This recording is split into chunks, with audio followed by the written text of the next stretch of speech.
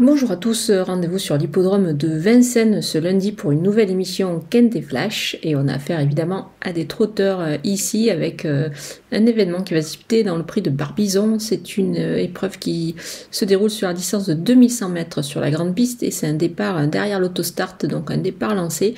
Et ici à Vincennes, on le sait, c'est 9 par ligne de départ. On a affaire à un lot assez homogène.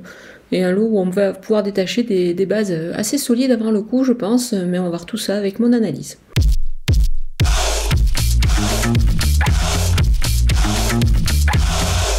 On attaque avec mes bases et les numéros 11 Hubble du Vivier.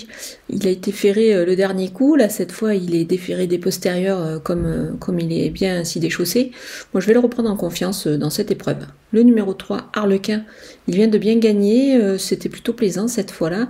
Je pense qu'il devrait pouvoir confirmer dans ce lot, il est plutôt bien placé ici, l'engagement est assez intéressant, d'autant qu'il a tiré le 3 derrière la voiture. Le numéro 1, Harlequin, on oublie son récent échec, il est parti au galop, on remet les compteurs à zéro, il est capable de gagner une course de ce genre, c'est sûr. Là, il a tiré l'as sur ce parcours, c'est plutôt intéressant, donc on va le suivre en confiance. Je pense qu'ici, il s'annonce quand même redoutable. On poursuit avec les opposants et le numéro 5, Histoire de l'art. Elle est parfois fautive, cette jument, mais elle a des moyens. Et surtout ici, Eric Raffin est tout sulky, donc c'est plutôt intéressant. Le seul bémol, c'est qu'elle a un 0 sur 5 derrière l'autostart, mais on peut faire confiance au crack driver pour lui donner le meilleur des parcours et conclure à l'arrivée. On peut dire qu'elle a le profil du The Couillon, c'est-à-dire trouver le 4e sur le site theturf.fr, donc on peut tenter sa chance sur le site, et pour cela vous ouvrez un compte sur le site avec le code promo FlashTurf et pour bénéficier des 250 € de bonus. Le numéro 4, Asparen, l'engagement est bon, il a tiré un bon numéro avec le 4, c'est plutôt intéressant. Je pense qu'il a une chance ici de se distinguer. Le numéro 6, Histoire d'Una. Elle est plaisante ces derniers temps. Mathieu Abrivard est au sulky, ça fait pas mal d'atouts dans son jeu, donc on va la surveiller de très très près. Le numéro 12, Igwen de Loup. Il est déféré des 4 pieds pour la première fois, donc c'est pas mal du tout. Il est capable de réaliser de belles choses. Il est capable de bien finir dans un parcours s'il peut bénéficier d'une course bien cachée, donc attention à lui.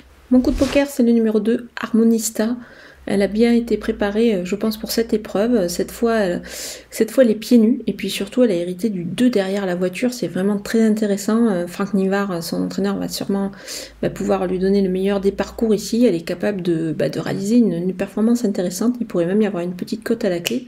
Donc on va bien la retenir assez haut dans cette épreuve. Les outsiders avec le numéro 8, Ulysse Digéo. Avec une sage course d'attente, il est capable d'obtenir une place ici. Je pense que c'est intéressant de le surveiller de près.